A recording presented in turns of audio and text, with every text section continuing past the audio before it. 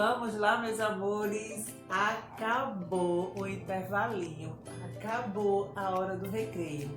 Vamos voltar para a aula de geografia, tá? Nas páginas 40 e 41 para começar. Só para começar, para esquentar. Então vamos pegar o nosso livro de geografia e abrir nas páginas 40 e 41. Então, olha só. Aí na 40 é a continuação dos exercícios que a gente já vinha fazendo, tá? Então, no 25 diz assim: como essa diferença de produção artesanal para a indústria interfere na mudança de paisagem? Então, como é que ela interfere?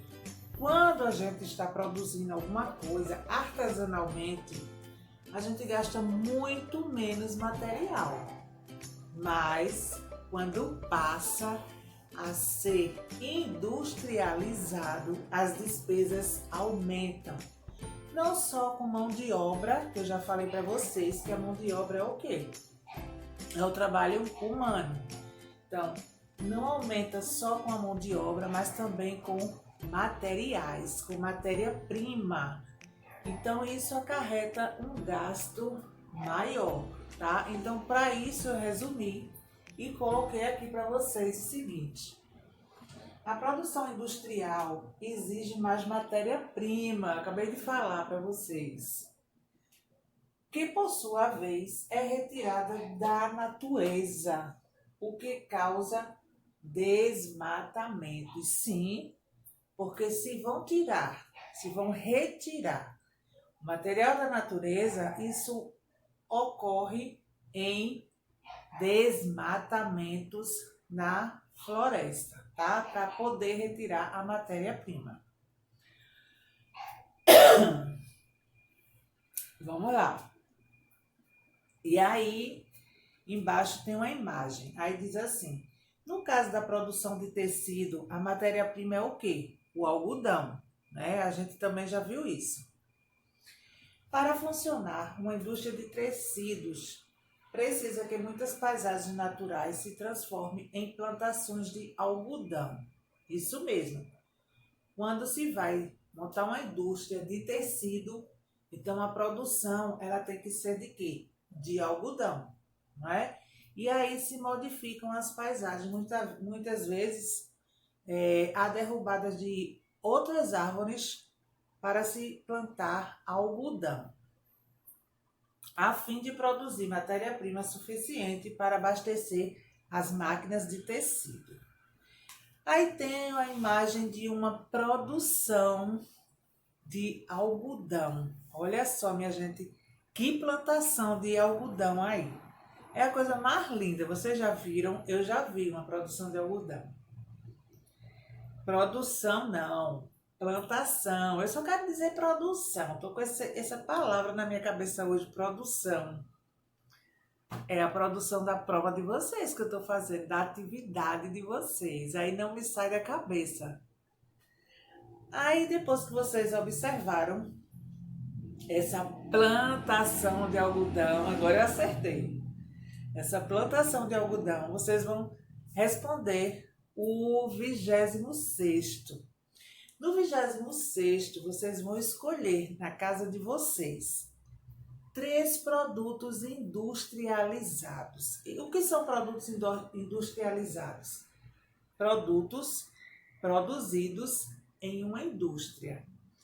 Então, na nossa casa tem vários produtos, uma imensidão de produtos industrializados. E aí a gente pode escolher 3, aqui está pedindo 3, né? Vocês vão desenhar esses produtos industrializados, pintar bem bonito e depois aqui embaixo, tá? Vocês vão colocar o nome de cada um. Por exemplo, quando a gente vai tomar banho, a gente utiliza o quê? Qual é o produto que a gente utiliza para tomar banho? Sabonete, tia! Shampoo, né? Então, você pode desenhar um sabonete, você pode desenhar um shampoo. E aí, quando a gente vai fazer um lanchinho, aquele lanchinho. O que é que vocês gostam de comer? Ah, tia, eu gosto de tomar um Danone. Desenha o Danone. Ah, tia, eu gosto de comer biscoito. Desenha o pacote do biscoito. Ah, tia, eu gosto de tomar um Guaraná.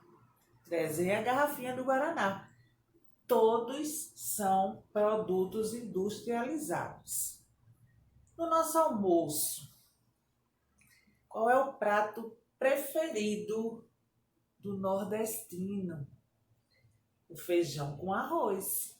O feijão é industrializado, o arroz é industrializado, tá? Eles passam por todo um processo para chegar ali na mesa de vocês. Eles não saem direto da plantação e vêm para a mesa de vocês, não. Ele passa por todo um processo, tá certo? Então, vocês vão escolher 3 produtos que sejam industrializados e vão desenhar e pintar. E depois coloca o nome aí embaixo, onde eu já mostrei aqui no espaço. Legal? Agora a gente vai para 41. Na 41 tem um diálogo. E eu vou ler para vocês. Diz assim: Emília, para que seja possível a matéria-prima vegetal chegar à indústria, é preciso cultivar as plantas no solo. Ita estava falando. Aí a menina respondeu lá. Emília respondeu: Isso mesmo. E esse cultivo pode ser feito de 2 maneiras diferentes, lembra? Aí no primeiro quesito vem a pergunta que não quer calar. Diz assim: Emília está certa. Assinale os meios de cultivo das plantas. Ainda ontem, no seminário, teve gente que falou dos 2 modos de plantação. Quais são os 2 modos de plantação que nós podemos utilizar? Ah, eu não quero plantar assim, não, vou plantar assim. Quais são? Muda, isso mesmo. E o outro? Sementes. Acertaram. Estão vendo como o seminário é bom? Você já estudou comigo, mas aí veio o seminário e você aprendeu muito mais do que devia, né? E quanto mais a gente aprende, é melhor para a gente. Quanto mais a gente aprende, mais a gente quer aprender. Então, o primeiro quesito aí, você vai marcar o X onde tem sementes e onde tem mudas. Aí vem o segundo. É possível plantar em qualquer tipo de solo? Não. Por que não é possível? Porque tem plantas que precisam de necessidades específicas, não é, minha gente? A gente não pode plantar, por exemplo, um pé de, vamos dizer, de hortelã, né? Planta medicinal, que uma das meninas falou hoje, eu acho que foi Lívia, não, foi uma das meninas que falaram hoje ou foi ontem, acho que foi ontem, que falou em plantas medicinais, né? E aí eu não posso plantar um pé de hortelã numa terra seca. Ele jamais vai vingar, minha gente, ele vai morrer. O pezinho de hortelã é uma plantinha muito sensível, então ela tem que ser plantada numa terra umífera, numa terra fértil, para poder ele brotar e crescer bem lindo. Então, a resposta do segundo é não, tá? E vamos complementar isso aí.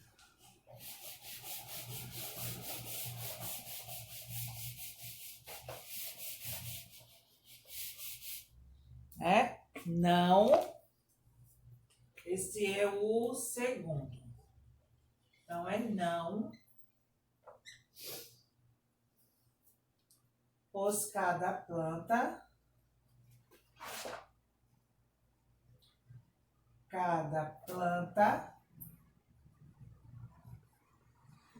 tem suas necessidades específicas.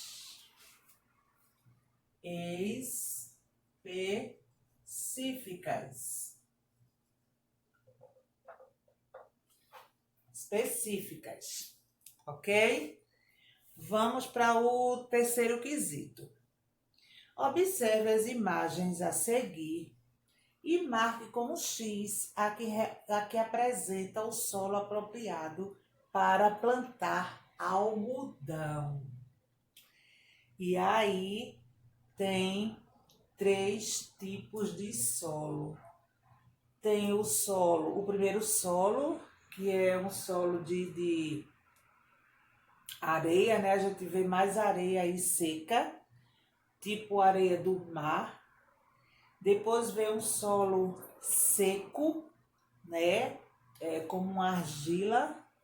E por último a gente vê um solo umífero. E aí, o que é que vocês acham?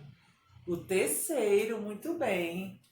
Então, no terceiro quesito, vocês vão marcar o terceiro quadrinho. Aí tem assim uma pergunta ali embaixo. Por que essa imagem que você assinalou apresenta-se como solo apropriado para o plantio do algodão? Primeiro porque ela aparenta ser um solo umífero, né? Bom para o plantio. Ou seja, ele contém o quê? Humus. E o humus é bom quando se trata de plantar. E aí, garantindo a fertilidade do solo, apresenta uma boa quantidade de grãos, retendo a água específica para o plantio do algodão. Então, vamos colocar essa resposta aí, tá?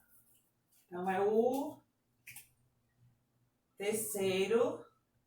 Tem uma bolinha aí, não é? Então, vocês vão escrever aí onde tem essa bolinha.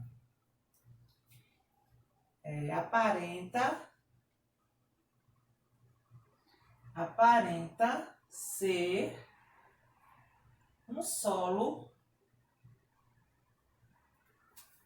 umífero.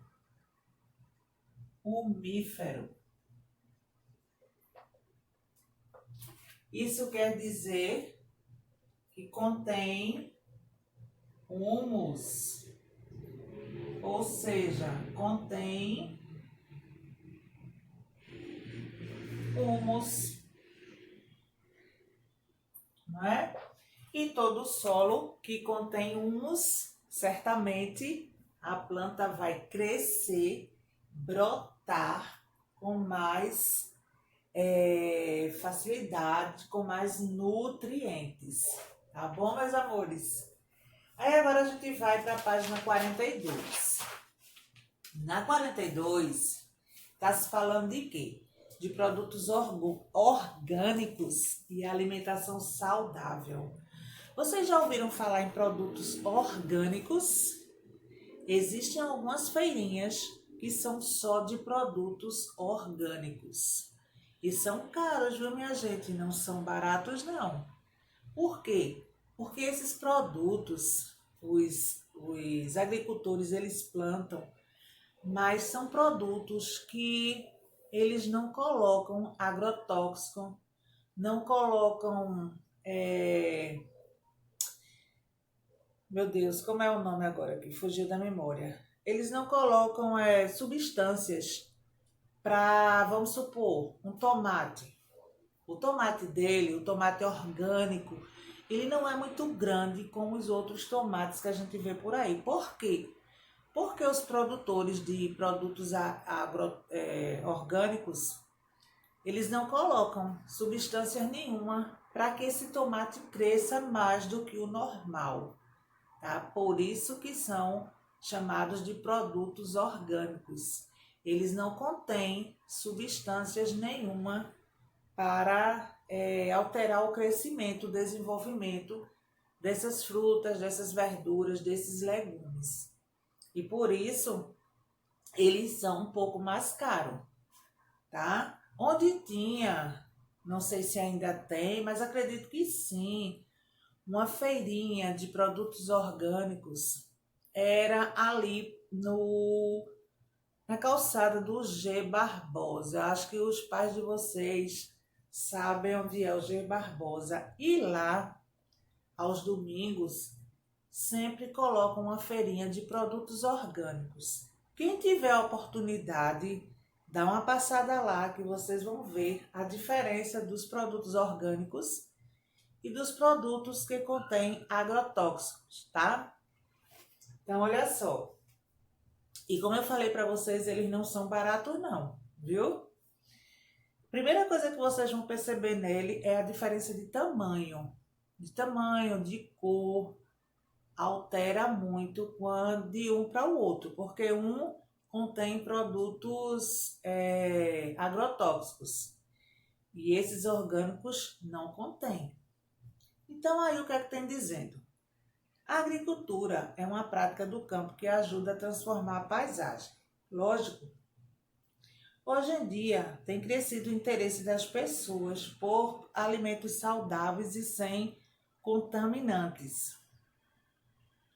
Esse interesse por plantar produtos orgânicos faz aumentar o número de produtores rurais, né? E aí embaixo tem um gráfico, só que antes de eu explicar esse gráfico para vocês, eu quero que vocês deem uma lida no que é produtos orgânicos. Eu já falei assim por alto, mas eu quero que vocês leiam junto comigo o que é produto orgânico, que tem aí do lado no livro de vocês. Vamos ler. Produto orgânico. Todo produto animal ou vegetal obtido sem a utilização de produtos químicos ou hormônios sintéticos que auxiliem no crescimento de forma não natural. É o que eu falei para vocês. Os produtos orgânicos, eles são menores do que esses produtos que a gente encontra nas feiras comuns, né? Por quê? Porque esses produtos que a gente compra na feira, eles têm esses produtos químicos aqui e hormônios sintéticos para poder crescer mais do que o normal. Já os orgânicos não têm nada disso, produto nenhum. Ele cresce naturalmente. E aí seria interessante que vocês vissem essa feirinha para ver a diferença do orgânico e do outro produto natural, tá bom? Aí vem aí, tem um gráfico, né, de uma plantação mostrando o número de produtores quando começou até agora como cresceu. Então, olha só, em 2012 só tinham 5.934 produtores. Quando foi em 2010, minha gente, já quase duplicou. Foi para 10.194. Olha isso. Deu um salto bom. Mas aí, minha gente, de 2014 até 2019, a tendência foi só crescer. Cada ano que se passava, iam aumentando mais a quantidade de produtores de produtos orgânicos. Então vejam aí como cresceu até o ano de 2019. Começou em 2012 com 5.934. E vejam em 2019 a quantidade de produtor que já tinha. 17.730. Minha gente, dobrou mais do que a metade, não é? Mais do que a metade. E aí, no primeiro quesito, tá perguntando assim, baseado no gráfico, a gente vai responder, tá? Então, tem assim no primeiro. Em que ano houve um salto no aumento de produtores orgânicos? Qual foi o ano que deu o salto aí? Começou em 2012, depois deu um salto considerável. Em que ano? 2014. Muito bem. Deixa eu apagar aqui para a gente colocar.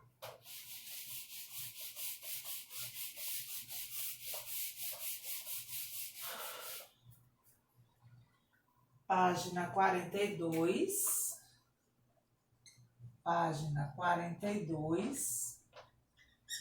O primeiro quesito. Então, foi em 2014. Minha gente, amores da minha vida, não esqueçam de colocar a data em todas as páginas que nós estamos fazendo hoje.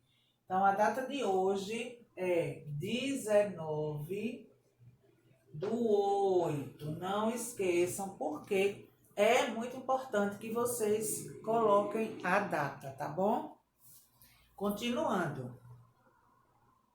Entre 2014 e 2019, preste atenção no gráfico. Olhem aí em 2014, que foi quando deu um salto considerável, e olhem em 2019. O que é que ele está perguntando aí? O número de produtores orgânicos aumentou o quê? Eu falei para vocês aqui quase agora. Aumentou mais que a metade, minha gente. Isso mesmo, aumentou mais que a metade. Então, vocês vão marcar aí o quê? O primeiro quadrinho no segundo. Então, o primeiro tem o segundo, vocês vão marcar o primeiro quadrinho. E aí segue com o terceiro quesito. Como você descobriu que houve esse aumento de produtores? Como foi que você descobriu? Simplesmente a gente observou no ano de 2014 o aumento que teve desde 2012, né? Foi um aumento considerável.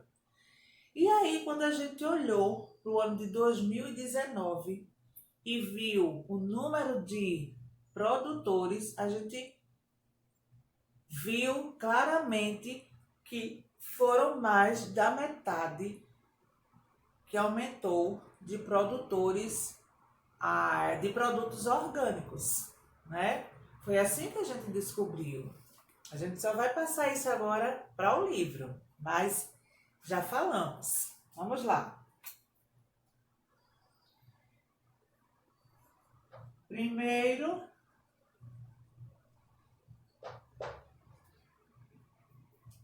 a gente viu quanto a metade, né? Quanto a metade.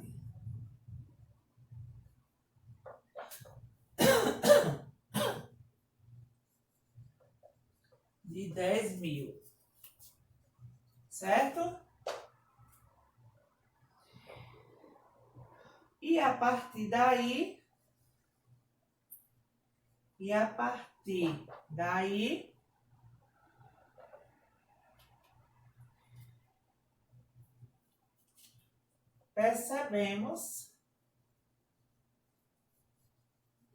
percebemos o aumento em 2019. Primeiro a gente observou em 2014, né? Que já deu uma alavancada assim bem considerável. E aí a gente foi no ano de 2019, e quando olhou lá o número de produtores, viu que aumentou mais do que a metade de 2014, né, minha gente? Aí vamos para a página 43. Na 43, colocando a data, tá? 18/8, está falando de quê? As indústrias e o meio ambiente. Lá vem poluição novamente. Lá vem poluição de rios, poluição sonora. Porque a indústria é muito boa, né? Dá muitos empregos e aumenta, evolui a cidade onde essa empresa, onde essa indústria é instalada. A cidade dá uma alavancada grande, né? Porque vem muita gente de fora e quer abrir comércios e tal. É muito bom uma indústria no local onde você mora. Mas aí vem a parte da poluição e é isso que a gente vai ver agora. Então, nessa página aí, tem assim: Emília alertou os colegas a respeito do ritmo de transformação da natureza, que aumentou significadamente desde que as indústrias surgiram. Otávio comentou ter visto na televisão que muitas áreas florestais foram desmatadas para dar lugar às indústrias ou áreas de pastagens e criação de animais. Os prejuízos ambientais causados pelas indústrias podem ser ainda maiores que isso. Então aí tem uma área de floresta que foi praticamente desmatada. Vejam que os troncos ainda estão aí, né? E a terra bem seca. Então tem assim: desmatamento realizado por indústria madeireira na foto. É possível ver no meio tocos, novos pinheiros crescendo. Porque quando se desmata, minha gente, uma floresta que corta os troncos, geralmente começam a sair os olhinhos de novo naquele tronco, né? Mas não vingam. Por quê? Porque aqueles troncos são levados para as indústrias e tal, e tem todo aquele processo. E aí no primeiro tem dizendo assim: reflita e responda. De que outras formas uma indústria pode causar prejuízos ambientais? O que é que vocês acham? Qual é a outra forma? Eu acabei de falar, quando eu comecei a falar em indústrias, eu toquei nesse assunto aí, né? Reflitam aí e me digam. Página 43. Então, de que forma a instalação de uma indústria pode causar prejuízos ambientais? Com a poluição,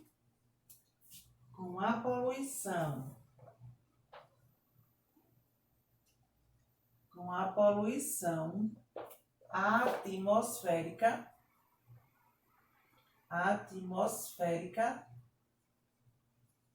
não é? Que quesito é esse? O primeiro. Com a poluição atmosférica, aquática e sonora.